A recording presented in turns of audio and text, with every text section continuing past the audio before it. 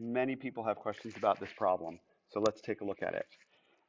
There's something that we know to be true. I'm going to sketch two triangles here. I'm going to sketch this triangle,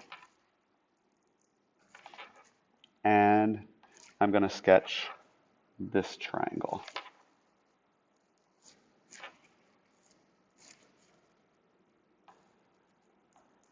Okay, the green one and the blue one. What do I know about them? Well, because we know that they're forming 90-degree angles here, we know that they both have the same angle. We know that this side is reflexively congruent to itself.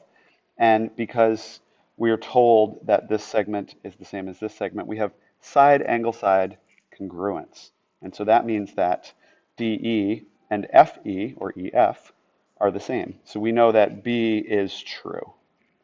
We already know that. Now, DF, what do we know about DF? It's 12. No, actually, I'm sure that it's not 12 because, let me show you why.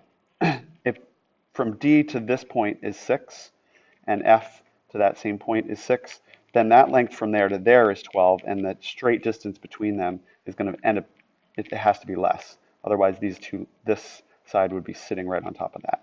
This would be sitting right on top of that if they were exactly the same length. So this can't also be 6 and this 6 in order to make 12. That's not a true statement. Okay,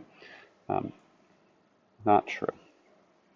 Okay, now DG. This is the thing that everybody has the problem with.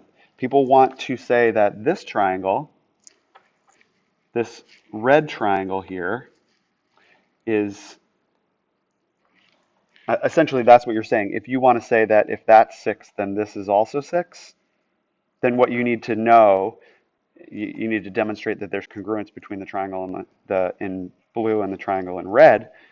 And in order to do that, we would need to know that this here is the same length. Well, do we know that G is the same distance from the middle as E is? We don't actually know that. There's nothing telling us that this length is the same as this. It's true in this direction, but not in this direction. So if we don't know that that's the same as that, then we don't necessarily have side angle side congruence, and we can't make this statement. Could G be the same distance from that middle point as E is? It could be, but we don't know it for sure, so we can't make that statement. We don't have the information to go on for that.